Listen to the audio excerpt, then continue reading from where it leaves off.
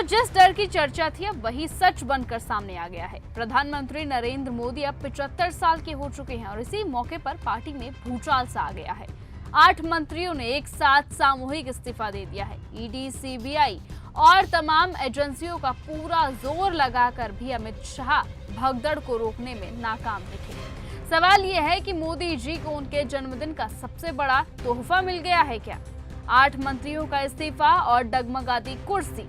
राजनीति की बिसात पर यह खेल किसी साधारण मोहरे का नहीं बल्कि सत्ता के सिंहासन का है। कहा जाता है कि जब शेर बूढ़ा हो जाता है तो दूसरा शेर उसके इलाके पर कब्जा कर लेता है।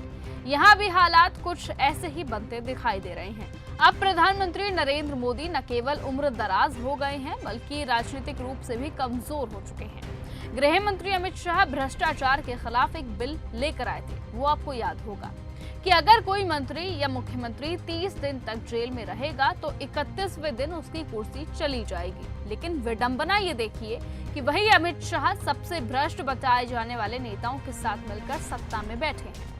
मेघालय का उदाहरण सामने आता है। चुनाव प्रचार के दौरान एनसीपी और कॉनराड संगमा को भ्रष्ट कहने वाले अमित शाह चुनाव हारते ही उसी पार्टी से गठबंधन कर बैठते हैं।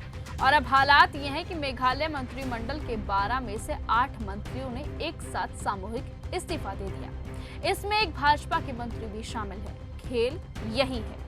मणिपुर से लेकर मेघालय तक भगदड़ मची हुई है। प्रधानमंत्री के दौरे पर मोदी गो बैक के नारे लगे हैं और अब वही गूंज मेघालय तक पहुंच चुकी है। 75वें जन्मदिन पर जब प्रधानमंत्री को मिला ये तोहफा किसी सियासी विस्फोट से अब कम माना नहीं जा रहा है। इस बीच अंबानी परिवार पर दबाव की कहानियां भी सामने आने लगी हैं।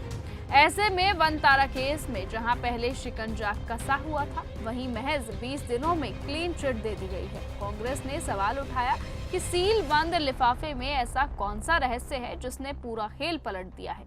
सूत्रों का यह दावा है कि 100 से ज्यादा एनडीए सांसद मुकेश अंबानी के संपर्क में है। इसका मतलब साफ है कि मोदी की कुर्सी पर खतरे की तलवार लटक चुकी है।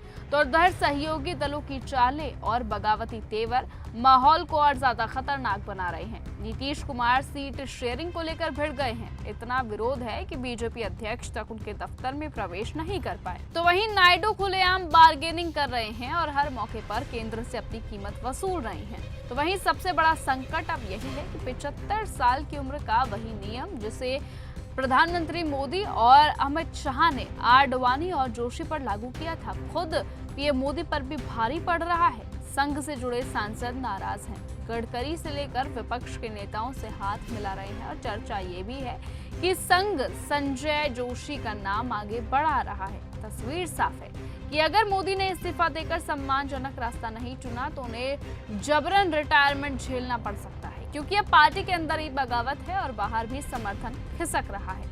सवाल यह है कि क्या प्रधानमंत्री नरेंद्र मोदी अपनी ही बनाई लकीर में कैद होकर राजनीतिक विदाई लेंगे या फिर आखिरी वक्त तक कुर्सी बचाने के लिए लड़ते रहेंगे।